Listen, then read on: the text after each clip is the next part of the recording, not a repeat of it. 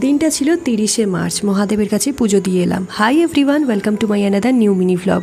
আগেরবার যখন তারকেশ্বরে পুজো দিতে গিয়েছিলাম, মহাদেবের কাছে বলে এসেছিলাম যেদিন আমার ফার্স্ট আর্নিং আসবে তারকেশ্বরে এসে ভালোভাবে পুজো দিয়ে যাব। তাই সকাল সকাল বাবা, মা, আমি আর বোন মিলে বাস ধরে চলে গেলাম তারকেশ্বরে। তবে এটা আমার প্রথম উপার্জন না, বহুদিন ধরেই আসবো করে আসা আর হয়ে উঠছিল না। তবে নিজের উপার্জনের টাকা দিয়ে পুজো দেওয়াটা মানসিক শান্তির পাশাপাশি এক অনন্য তৃপ্তি দেয়।